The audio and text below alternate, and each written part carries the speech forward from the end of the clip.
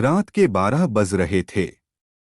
गांव के अधिकांश लोग गहरी नींद में थे, लेकिन रामू की आंखों में नींद का नामोनिशान नहीं था। उसकी पत्नी सुनीता को कुछ दिनों से अजीब अजीब सी बातें हो रही थीं। उसने बताया कि हर रात उसे एक बिल्ली दिखाई देती है, जिसकी आंखें खून जैसी लाल होती हैं। वह बिल्ली चुपचाप खिड़की के बाहर बैठी उसे घूरती रहती है। रामू को पहले यह सब बातें मजाक लगती थीं, लेकिन जब सुनीता की तबीयत अचानक बिगड़ने लगी और वह बार बार बेहोश होने लगी, तब रामू को चिंता होने लगी। उन्होंने गांव के बुजुर्ग और अनुभवी व्यक्ति दादाजी से परामर्श किया। दादाजी ने सुनीता की कहानी सुनते ही गंभीरता से कहा, यह कोई साधारण बिल्ली नहीं हो सकती। यह बिल्ली नहीं बल्कि कोई प्रेतात्मा हो सकती है जो सुनीता को सताने आई है। रामू ने सवाल किया, तो हमें क्या करना चाहिए?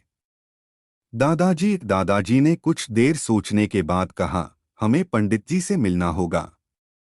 वह हमारे गांव के एकमात्र ऐसे व्यक्ति हैं जो इन आत्माओं से निपटने का तरीका जानते हैं। अगली सुबह रामू और दादाजी पंडित जी के पास पहुंचे। पंडित जी ने सुनीता की कहानी सुनते ही कहा, यह कोई सामान्य आत्मा नहीं है।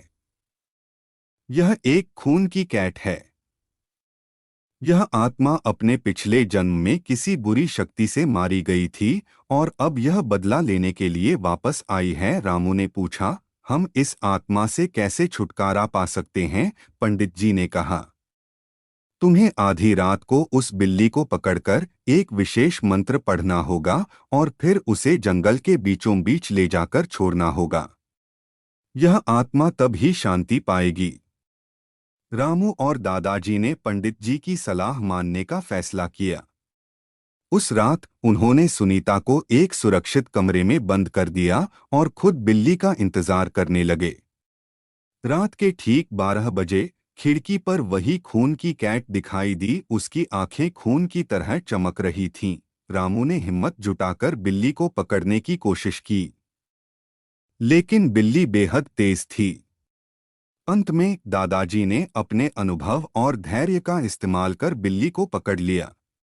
उन्होंने तुरंत पंडित जी द्वारा दिए गए मंत्र का जाप किया और बिल्ली को एक बोरे में बांध दिया। रामू और दादाजी ने आधी रात को ही जंगल की ओर रुख किया।